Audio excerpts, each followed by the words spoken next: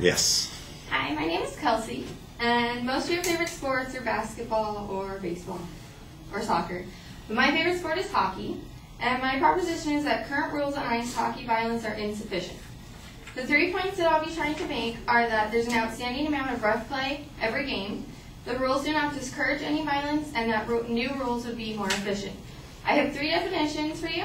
The first one is fighting, and according to the NHL rulebook, a fight shall be deemed to have occurred when at least one player punches or attempts to punch an opponent repeatedly, or when 2 players wrestle in such a manner that it makes difficult for linesmen to intervene and separate them.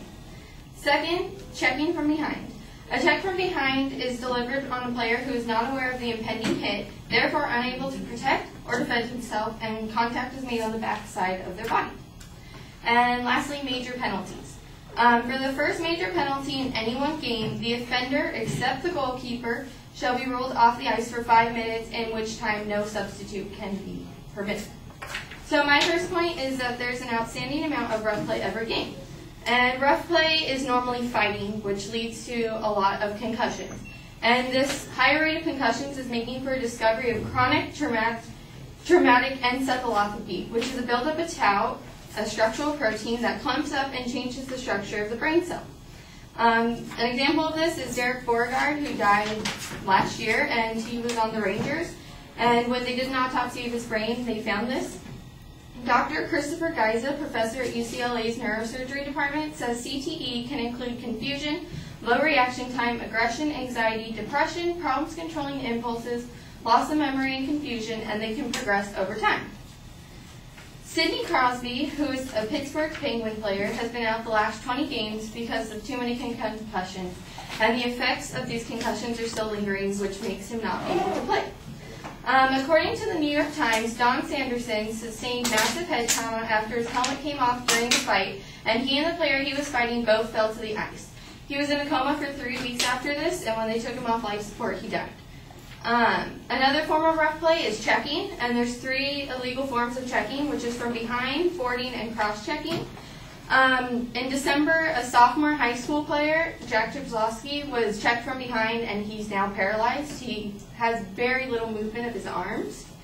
According to the Canadian Academy of Sports Medicine, it has been shown that body checking does not provide an outlet for aggression, but in fact leads to an increased level of aggression and illegal acts. The elimination of body checking would appear to be a useful way to reduce injuries. My second point is that rules in place do not discourage violence. Fights and checking only get a major penalty, which is almost like a timeout. According to the writer Mark Sutcliffe from the National Post, there's no evidence that the players are not discouraged from these cheap shots. The NHL players are supposed to set an example, and they're not doing that. The USHL, which is like a younger division for kids 16 to 20, are the ones setting the example.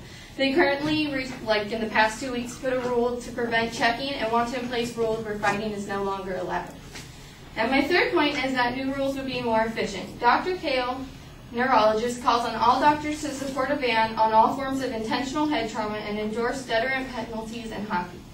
Along with the Canadian Academy of Sports Medicine, behavior such as fighting and deliberate attempts to injury should be punished by ever-increasing suspensions and possibly permanent expulsions. Other games such as soccer uses harsher punishments by making sure that the players can't play for a certain amount of games, and it should be the same with hockey. In conclusion, rules of ice hockey are insufficient and allow for too many injuries.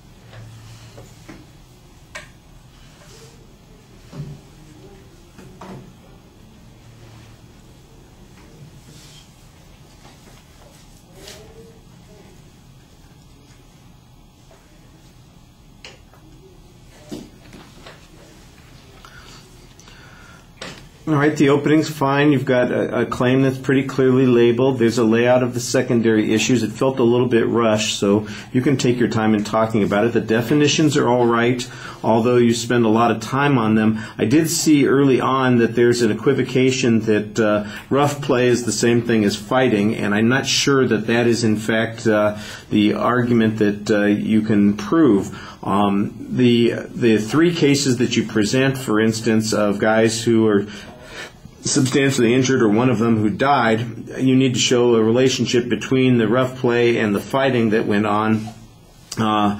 I think there's probably not too much dispute that it occurred in the context of a fight. The question is it accumulation of the fighting that's causing these injuries? For instance, is a single fight that gives people the CTE that makes them basically incapable of playing anymore.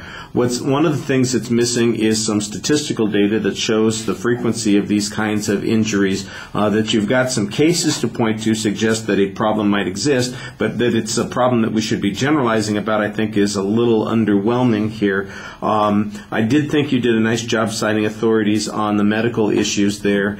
The third point is a little bit problematic because basically you have medical personnel advocating a change without any demonstration that that change would prevent the harm, and then you draw an analogy to soccer, but you don't show us any data on soccer that they have in fact reduced these particular kinds of harms, or that they had those harms in the first place. So I'm not exactly sure that you've demonstrated that additional penalties would make a difference. There's an assumption that the 5-minute penalty that you talk about is insufficient to discourage people from engaging in that activity. And obviously there are fights and there are penalties that go on. The question is, are the teams, do the coaches fail to coach their players against this, or do they encourage them to do this? The question of whether or not some penalty would change that, I think, is an interesting one. But the other issue, of course, in the long run for the policy element is whether or not it would change the game. But that's a separate question from whether or not it would work here. It felt a little bit underdeveloped. I thought you had okay audience contact. I think you could use a little bit more summary at the end as well. All right, thank you.